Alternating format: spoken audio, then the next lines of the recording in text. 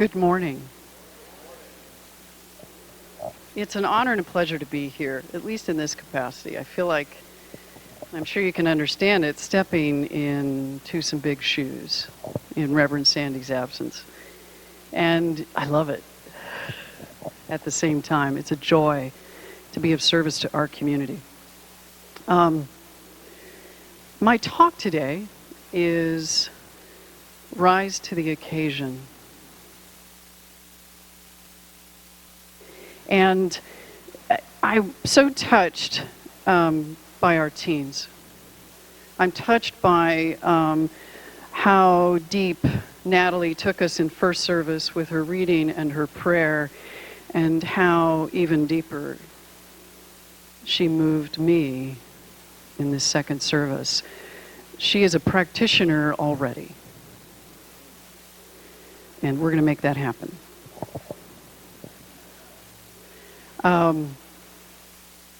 Rise to the occasion. Every day in our life is an opportunity. Every moment of our life is an opportunity to rise to the occasion, because the occasion is life. The occasion is life. And there are examples everywhere around us and as ourselves of that beautiful rise that we do. And there is in each one of those moments that we get to choose how we wish to play. And sometimes we think it's just sort of the big events, you know, those moments that are asking us to step up in a big way. But truly, every moment is rising. One of the examples I want to share with you is a story that was retold recently. I went to a Christian church a few weeks ago, the United Congregational Church, and I heard this story and I went, oh my goodness. And it's the story of Jesus and Mary attending the wedding at Canaan. It's the first time that Jesus performs a miracle. And I kind of feel that in that story in which he performs the first miracle, there's a part of the story that really resonated for me bigger than the miracle. So there's this moment that Mary finds out that at the wedding that they've run out of wine. The wedding party has run out of wine. And when you run out of wine in that period, and I've been reminded anytime you run out of wine is not a good thing. Thank you, Reverend Kirk. We should never run out of wine. But to run out of wine at that time is a serious offense, because it represented at the time inhospitality to the guests. And that was a crime. And so Jesus and Mary are there. Mary says to Jesus, they've run out of wine. And Jesus looks at Mary like, you know, what do you want me to do? And Mary reminds him quietly, because he actually says is, dear woman, why do you involve me? My time has not yet come. Now Mary, the mother of Jesus, the master teacher. In that moment, she raised him. She brought him up.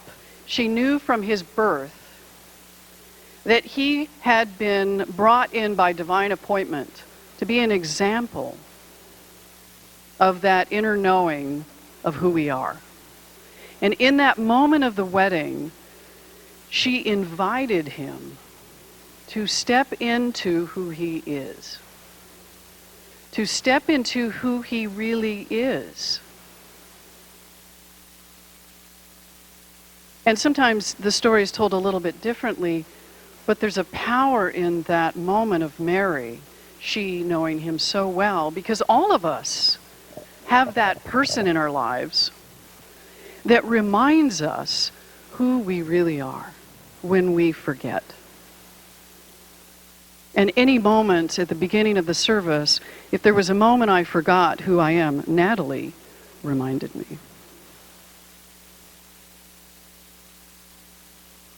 And it is in that moment of Mary reminding Jesus that Jesus stepped into the expression of who he really is and performed his first miracle of turning water into wine. In taking 6 water jars, huge 20, 30-gallon water jars, 6 of them, and creating wine, to the amazement of everyone but his mother, because she knew.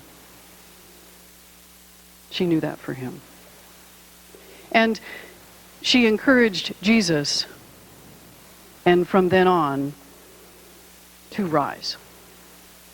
To rise into the knowing that he is divine, as each one of us is.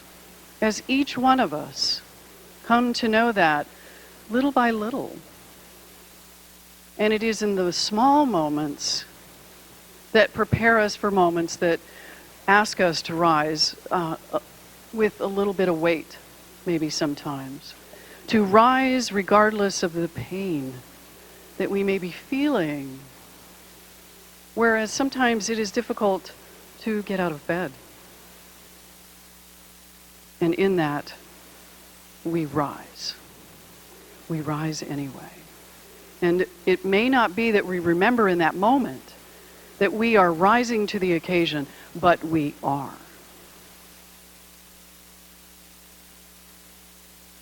We are. Just as Jesus did. I love the story of Jesus because it gives all the good parts, right? You know, it gives all the great moments. What it leaves out is his journey to that moment. It truly does. And I would love to know that, but yet I do know that. Because I know that in my own life. That each one of us have that journey to that moment. Every single day. For ourselves and for everyone.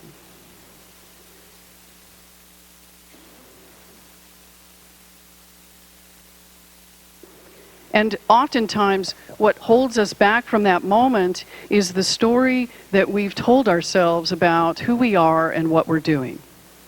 The story that we've told ourselves about not only us, but the story of others. Marianne Williamson said that children are happy because they don't yet have a file in their minds called all things that could go wrong. I keep mine right here. It's getting smaller and smaller. Because as little children, we take those risks and we step out and we do things without the fear of being hurt, of getting in trouble. No matter if mom is yelling upstairs or around the house, what are you doing? And the response is nothing. We know enough to say nothing. And we know we're doing lots. But the point is that Jesus said, be like little children, and that is to take risk. To step out, even if we're afraid. To step out. And the danger only lies in the story we tell ourselves and about others, as Brene Brown says. It's just the power of the story and what we've given it. And we have to step into remembering and being willing to let go of it. To let go of that which is really not us. Into the story that's true. And knowing that the story changes throughout our lives. To where we become not the victim of the story, but the hero. Because we are. And not only we are the hero of our own story, but we get to be privy to seeing the hero in others. The beautiful story of the hero in others. I got to see that recently. I got to see one of the most amazing miracles that I can honestly say touched me so deeply that I am changed. My lovely wife, Janine, invited me last weekend after service to drive to Arizona for a quick trip. We do this all the time. But in this particular case, she invited me to be a companion on an adventure of walking through something that was her deepest and darkest fear. She had chosen to face a perpetrator in her life who had, as a child, in her mind, taken something from her that she had believed she could not take back.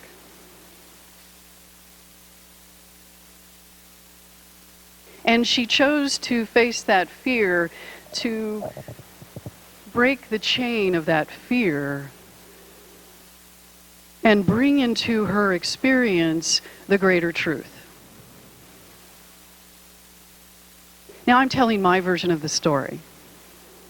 And I say that because I want to honor that she has a story herself. But this was the story I was participating in for me. And I got to witness courage that touched me, moved me. So we drove to Arizona, and we're halfway there, and she gets a phone call, and on the other end was, "I cannot meet you. It's too hard." And I'm packing up, and I'm going back. And you know what she did? She said, "I'm coming anyway. And if you change your mind, I'll be there."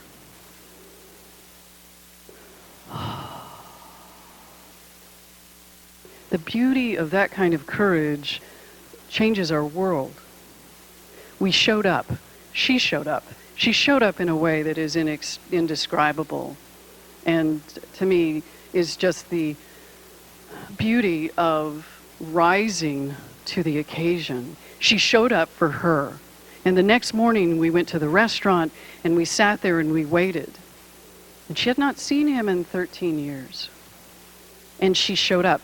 She was a riser in that moment. She rose to this occasion regardless of the fear and that voice that was probably telling her that she's not worthy. But she rose. And what she came out of that as we traveled back, and we stopped at the Colorado River, and we did this beautiful ritual, and she left it there. Whatever was left, she left it there and said, "No more. No more. I am worthy. I am loved. I am divine. I am blessed. And I no longer give power to that story." We get to be part and privy to those kinds of beautiful healing experiences, whether they're our own or others. And when those moments happen, we heal our planet. Those kinds of heroes, like the lovely Janine, my love, they move us. They move us even deeper into that awareness and knowing of who we really are. That we have amazing power, even when we don't see it. And when we do see it, even if we're not aware, our soul sees it. And her soul spoke to me, and her soul spoke to him, who did not show, who could not rise. But deep within, there was an agreement. Deep within, there was an agreement that our souls would walk this path, and she stood up to that. She stood up to that test, and it inspired me.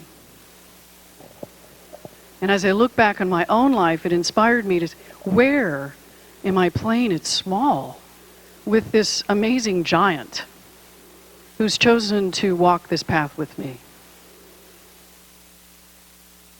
Who has been the example of my message today.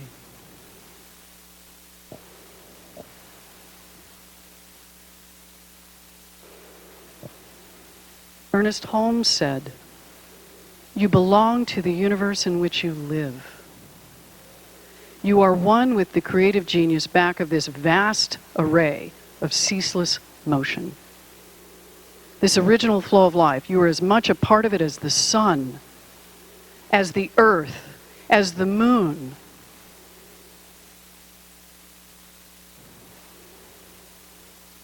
There is something in you telling you this, like a voice echoing from some mountaintop of inward vision. To rise. To rise to the occasion. To rise to that inner voice that says, step out of that which is not true, to the voice in your head that says, you're not worthy, you're not loved, you're not enough, you didn't go to the right school, you're not in the right school. You don't have the right friends, you don't have the right family. There's no truth in that. There's no truth in that. The truth is, we are already enough. We are already perfect, whole, and complete. And the only thing we have to do is remember. And we rise. We rise.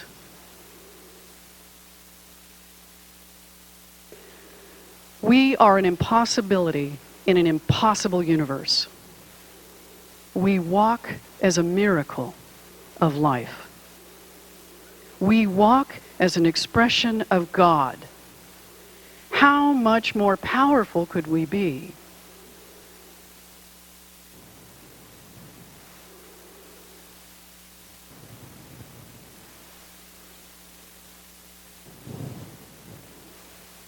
And when we don't cover up our life with words and labels of what life may be, of what we're afraid life might be, and we look deeper into the fear behind that, that we are magnificent. That we are, as the Apostle Paul said, we are works of art. And that inner pull that keeps telling us to keep moving, to keep growing, to keep striving, to just keep open and to surrender, is the voice that is telling us to move into something that is truly who we are. To not play small anymore.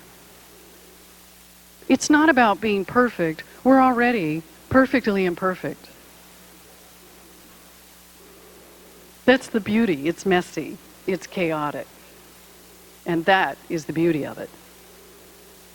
Because if it was perfectly in alignment all of the time, what would be the point of being here? I'd like to think that, maybe, this might be the last time, but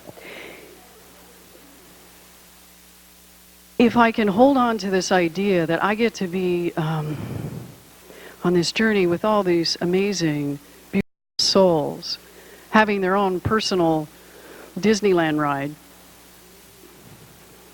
the ups and downs, and the moments where the ride comes to rest and I can get a corn dog, then I can just relax into the perfection of this life.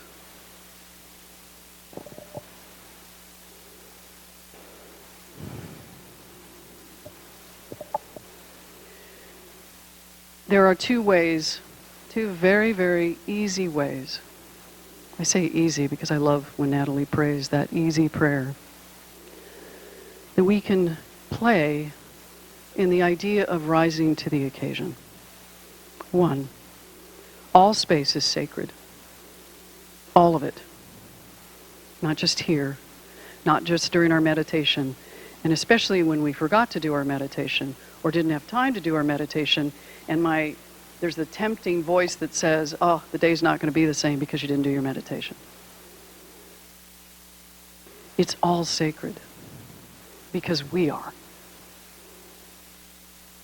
And if we can play in that idea, then we can also play in the fact that what are some of the thoughts that we have that do not contribute to the truth of who we are? What are the words we choose? What are the beliefs we have? What can we do?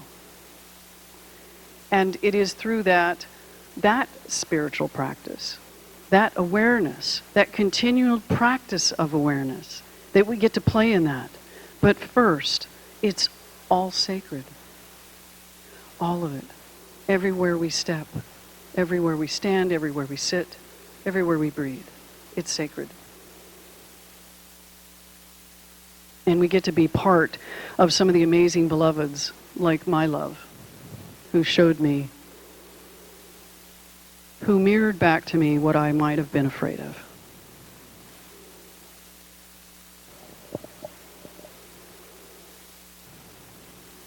Rumi said to be grateful for whoever comes, because each has been sent a guide from beyond. And that is what we are for each other. So I say this. If you feel like you haven't, rise. Right now. I mean that. Rise.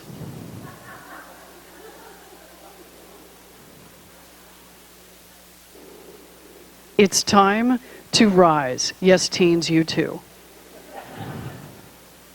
Because this journey is not the same when you're not with me. Rise. Repeat with me. Rise. Repeat with me. I rise. I rise. I rise to the occasion as me. I rise to the occasion as me.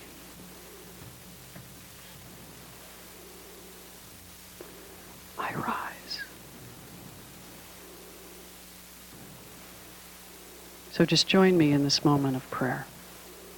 You may sit if you wish.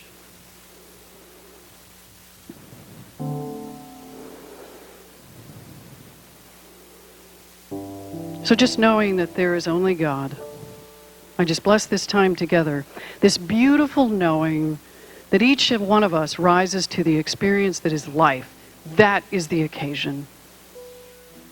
Knowing that God walks in my life as me, and as each one in my life heals and experiences that healing, I feel it too, because it heals me, and it heals everyone.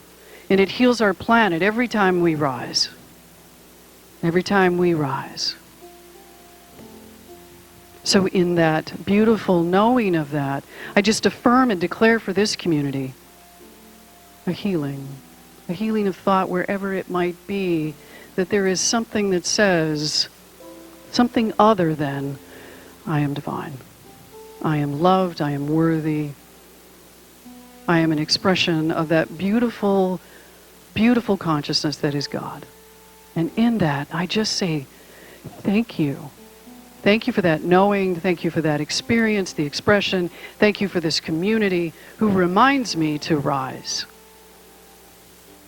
And if you will just join me in the beauty of that knowing and anchor this with me as we say together, and so it is. Amen.